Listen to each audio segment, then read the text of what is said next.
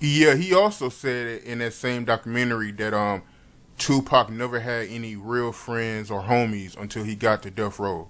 How you feel about him saying that? I mean, all of us claim to be some other better friend when we're a friend. Showing your friendliness is this. It's about showing it. So I don't. I that's Suge's opinion. I think it was a lot of dudes that came over with Pac and that he really loved and that really loved him as well. And if it was based on how Suge's friendship is based on how I was treated, and it was like the same ship type shit, I don't believe that shit. I don't believe it.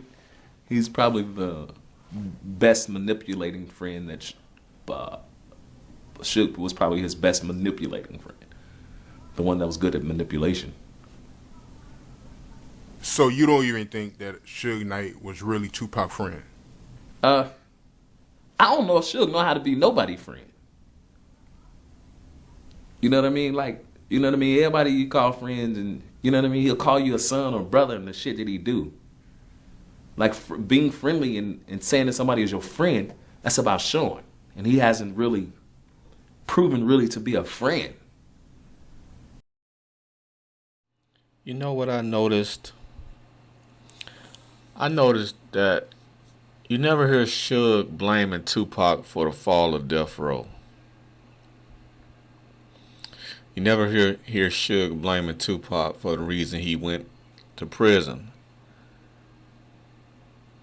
around 96 and 96, 97.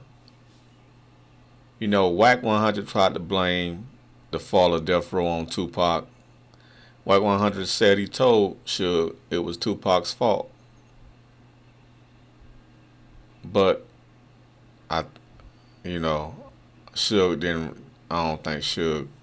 Wack didn't say that Suge responded to what he said.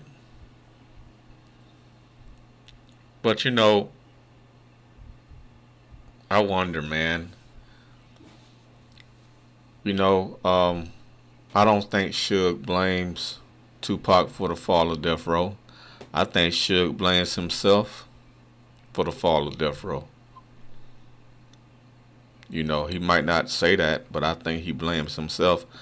I think deep down he probably blames himself for the death of Tupac. Because I got a feeling, I just got this feeling that Tupac went to Suge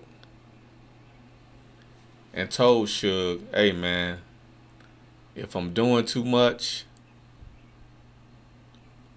pull me to the side, man, and tell me I'm doing too much. If I'm getting too wild, just let me know if I'm getting too wild, Suge. Just let me know, man, because I can get out of hand. Just let me know if I'm getting too wild. Just let me know if I'm doing too much, Suge. Let me know if I should stay out of this gang banging lifestyle. Let me know, bro. And I'll fall back. I think Tupac had a conversation like that with Suge, and I think Suge told him, no, man, do you.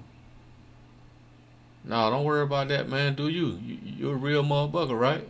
Go ahead, man. Don't worry about that. We got your back. And that became the demise of Tupac. And I think Suge probably thinks about that and thinks that he could have stopped that. He could have controlled Pac a little better, and none of this would have happened. Pac would have still been alive, and I would have, I never would have went to prison. Maybe I'm wrong, but I just think that probably was a conversation Pac had with Suge. And that's probably why Suge still ride for Pac to this day.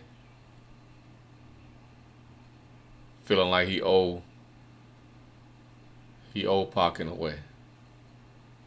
Just my thoughts.